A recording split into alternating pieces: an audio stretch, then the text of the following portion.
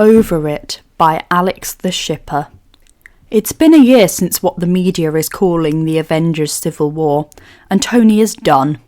He's worked to get the rogues pardoned, and now they are returning to the States. Most important, though, is that they are no longer Tony's problem. He got them their pardon, and now he's washing his hands of the whole situation. He will not be at the airport to greet them because he does not care. "Hey Tones, you okay there?" Rhodey asked. A gentle hand on his elbow startles Tony out of his thoughts, and he plasters on a smile for Rhodey. "You know me, honey bear, I'm always okay," Tony insists. Rhodey doesn't look like he believes him. Still, he doesn't contest the statement, just pulls Tony into a tight hug. "Really, Rhodey, I'm okay," Tony assures, but he melts into the hug. Yeah, always okay. You want to go down to the lab?" Rhodey offers, and he looks at Pepper over Tony's shoulder. There's a promise of retribution in both of their gazes. Tony nods against Rhodey's shoulder. "Then let's go. Dummy can show me the new tricks you've taught him," Rhodey teases, and Tony pulls out of the hug, staying pressed against Rhodey's side as they head to the elevator, one arm around Rhodey's waist to help him balance. "Just keep out of the way of the fire extinguisher. He loves it too much," Tony warns. "Bye, Pep," he waves over his shoulder. "Have fun, you two," Pepper calls after them and waits for the elevator doors to close. "Friday?" she asks, glancing up at the roof as she gathers her papers. "Yes, miss," Friday replies. The AI keeps track of the Colonel and Boss's progress towards the lab, meticulously filing away their location. Since Siberia, she has spent more processing power on ensuring her and the Boss are never disconnected. "All of the rogues' access has been revoked to all Stark properties, correct?" Pepper asks, painted nails drumming against the marble countertop. "Of course, miss. I will not permit them to get anywhere near the Boss," Friday replies. She will not allow Boss to come to harm at Roger's hands again. If she cannot handle them alone, Colonel Rhodes will. "Good, and this restraining order certainly won't hurt," Pepper says, picking up her briefcase and heading for the elevator. "I'll take it to them in person, just to be sure. Can you have Happy bring the car around?" she requests. "Of course, miss. Best of luck," Friday says as the elevator shuts. "Miss Potts will certainly need it." Pepper stands at the end of the runway, clipboard in hand, looking put together in a navy pantsuit. The Avengers exit the jet, joking with each other as if their exile was just a vacation. It becomes Virginia Potts' goal in life to wipe the smiles off their faces. "Hello, Miss Potts, it's nice to see you again," Rogers greets, holding out a hand to her. "Where's Stark?" She places the restraining order in his hand. "Welcome back," she says, voice cold as he takes the papers. "That is a restraining order barring you for getting within 1,000 feet of Dr. Stark, or setting foot on any Stark or Stark Industries properties." They all looked confused. "This includes the compound, the tower, Stark Industries offices in New York, Paris, DC, etc., and the Avengers nightclub, to name a few." She lists off. "The properties are all listed on the papers, of course. Read them." She narrows her eyes at all of them. "What?" Clint asks, and Pepper smiles at him. Her goal has been achieved. None of them are smiling anymore, and Steve looks absolutely lost. Clint steps back as her gaze focuses on him. "Exactly what I said, Barton.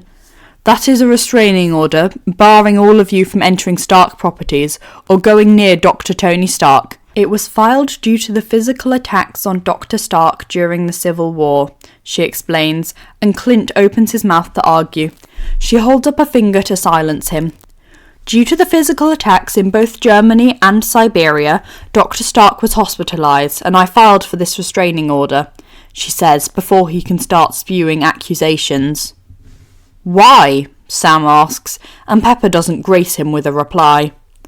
"The so-called rogue Avengers are not welcome on Stark property, or at any galas organised by Stark Industries or its affiliates," she finishes. "But the compound is our home," Wanda pitches in, outraged, and Pepper's gaze focuses on her. The others step forward slightly as if to protect the witch. "That's interesting, Ms. Maximoff. I thought it was a prison cell." she replies, cold fury in her eyes. Wanda draws back slightly at the look. But, more importantly, I don't care, Pepper continues, stepping forward. I do not care if it was your home, you disrespected it, and you personally destroyed a part of it. You hurt Dr. Stark, and you are no longer legally allowed to set foot there. Wanda's eyes are wide. Now, Miss Potts, I don't think you're being fair, Steve starts, placing a hand on her arm in an attempt to calm the situation. Pepper turns her cold gaze on him. Rogers, take your hand off me, she says slowly, and he drops his hand like it burns.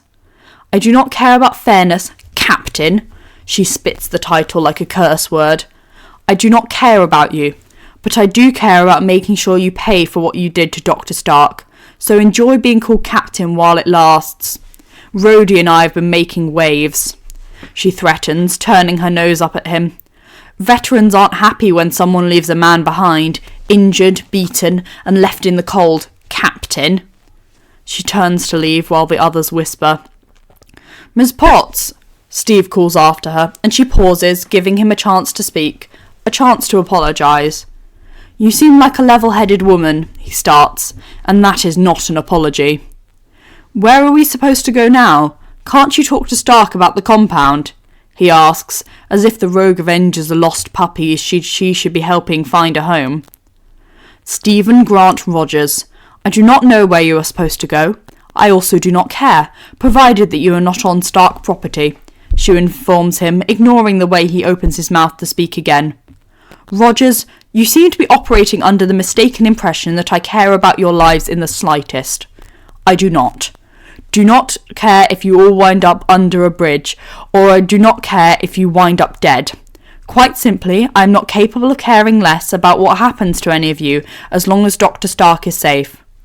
Steve looks ready to scold her, but Barton has the good sense to hold him back. Her heels click against the tarmac as she stalks off. Who the fuck did we piss off? Bucky mumbles, watching the red-headed picture of Fury. Can I go back in cryo? She's fucking terrifying. Rhodey was not expecting to run into the rogue Avengers during a trip to the Pentagon, and he does not have the patience Pepper does when it comes to dealing with them. He is here to do his job, not deal with the rogues and their issues. Colonel Rhodes, Steve calls, rushing down the hallway after Rhodey. Rhodey maintains peace, deeming the false captain beneath his recognition. Colonel Rhodes, I need your help. The others, and I, we want to talk to Tony about letting us back in the compound, Steve explains. You couldn't afford the electric bill, not to mention the price to rent a building that size, Rhodey replies, hoping to put an end to this idiotic conversation. That's why we need to talk to Tony, Rogers explains, as if Rhodey is being obtuse, as if Tony should be expected to pay for their existence. Rhodey stops dead in his tracks, waiting for Rhodey to turn to face him. He casually activates the armour glove in his watch. Listen, Rogers, I'm not sure where you and your friends got the idea that Tony Stark is responsible for paying for your existence. He's not. You're not his children, and he is not legally or morally obligated to take care of you, Rhodey says, tone dark. Steve glances at his armoured hand nervously. We need somewhere to stay. We need training facilities, Rogers explains. Rhodey stares blankly at him, waiting for a further explanation. Steve doesn't continue. So? Sorry, I was waiting for you to explain why that would be my best friend's problem, Rhodey says, and Steve looks shocked. Rhodey steps around him, ready to go to his meeting with General Wilson. Steve's hand darts out to grab his shoulder. I'm glad you did that, Rhodey says, pivoting on his heel to bring his armoured hand down on Steve's jaw with as much force as he could manage. I was looking for an excuse to punch you. Steve drops like a rock. Why? Steve mumbles, holding his jaw. You hurt my Tony, Rhodey says, and there's a mechanical hiss as he walks away, the exosuit recalibrating as he shakes out his hand. Peter's been in the superhero game for a couple of years now. He knows what he's doing. And with Stark's suit and the emergency call feature, he's as safe as he can be while fighting. god, the suit. It's amazingly flexible, and the way it's enforced. It's a technology wet dream, and Dr. Stark even helped him strengthen his webbing. Peter may still have a celebrity crush on the man. On the other hand, the celebrity crush he had on Rogers has completely dissipated. The leaked footage from the Hydra base in Siberia made Peter sick.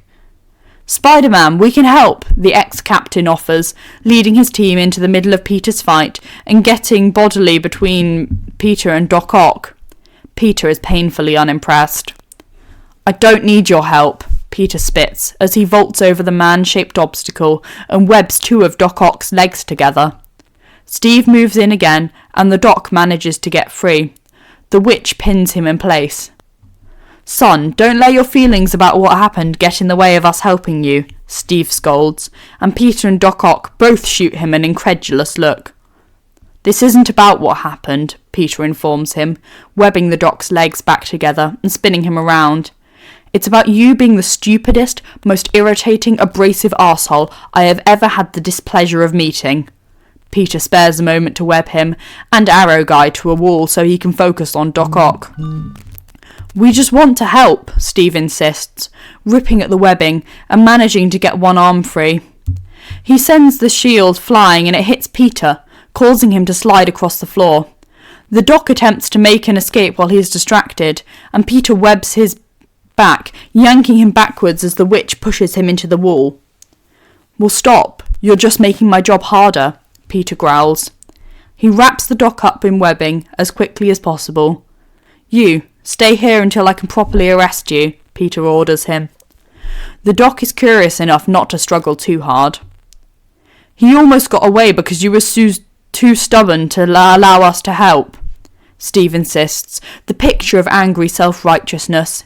He pulls his other arm free, and Peter webs it back to the wall. He almost got away because your ass was in my way, Peter stresses, getting right in the ex-captain's face. I don't want your help, Rogers. I don't need your help. More importantly, I don't like you. He looks at the others. Any of you. I think you're obnoxious, self-righteous arseholes. He turns back to Rogers. You're bullies. I would rather call my team and wait than fight by your side, Peter informs him. Then he grabs Doc Ock with his webbing and heads out to turn him into the cops. A pair of blue eyes meet his, and Tony throws his arm up a moment too late. The shield swings down towards his face. Tony sits bolt upright in bed, hands flying up to clutch his racing heart. The image of red, white and blue trapped beneath his eyes. He takes a deep breath, trying to get his heart rate under control. Boss, it is Saturday the 24th of February. You are in the tower. It is currently 32 degrees outside. The rogues are in DC, not here, Friday offers as he gets his breathing under control. I won't let them near you, she promises, and Tony nods. I need to talk to Strange, Tony mumbles, shoving the covers back. Need to work on Rhodey's legs. He swings around and stumbles out of bed. Boss, you completed Colonel Rhodes' exosuit 2 months ago, Friday offers, and he hesitates for a moment before continuing towards the door. Need to make it better, Friday, Tony says. He's stopped at the doorway by Rhodey. Traitor, he mumbles, shooting a glance towards the nearest camera. Hey, Tones, I'm okay. We both are, Rhodey assures, wrapping him up in a warm hug. Tony allows himself to be pulled into it. You need lab time? Rhodey asks, and Tony shrugs. Need to work on legs for you. Call Strange. Tony mumbles, tired. Rhodey smiles warmly at him, rubbing the genius's back. You already did that, Tones. If you have new ideas, you can call Strange in the morning, Rhodey offers, allowing Tony to tug him down the hallway to the lab. They'll watch a movie and relax. Hey, Stephen Strange, right? A familiar voice called. Stephen turned to find Clint Barton and Wanda Maximoff walking towards him. He considers banishing them from the universe and being done with it, but he has a feeling that would be considered a gross misuse of magic. That would be me, he concedes, wondering if maybe banishing himself is a better alternative. We've seen you with Stark on TV, talking about prosthesis, Clint explains, and Strange groans. Working with Stark is a treat, but that doesn't mean he wants to deal with the man's exes. Yeah, we feel the same way about him, Barton jokes, elbowing a man Strange identifies as Wilson. Strange gives him a long look, trying to discern whether or not this man is serious. It is you I find aggravating, Barton, not him, Strange replies eventually, moving to walk past the abrasive man. The Maximoff girl gets in his way. The petty woman who thought a scepter would give her revenge, happiness, power. Well, she has power, but nothing compared to him. Look, Strange, we just want to talk to Stark, Clint explains, holding his hands up as if to express innocence. Strange knows that those hands have hurt someone he now considers a friend, knows that these people are not innocent. And I want to not have to talk to you. It looks like we can't always get what we want, Strange replies, using his magic to force Wanda out of his path. There is a restraining order in place, and if you do contact Dr. Stark, I will tell the courts it was premeditated. His cloak swishes in the breeze as he exits the coffee shop, latte forgotten on the counter. The Avengers are in the lobby, boss. I've called the police and they should be here soon, Friday informs them, as they sit on the couch, Tony pinned between his two best friends, with Peter Parker lounging on his love seat. Thanks, Fry, Tony says, pushing Rhodey's shoulder back gently until he looks less likely to race off and fight them himself. Trespassing assholes, Peter mumbles, and Pepper laughs. Tony snuggles into Rhodey's side. I'll go handle them if you like, Peter offers. Tony shakes his head. Nah, I'm over them. Let the cops handle it. I want to enjoy my day with you guys, Tony says, and Pepper and Peter coo at him. Shut up. I'm a badass, not cute, he protests, and they laugh. Laugh at him. Thanks for listening. I hope you have a lovely day.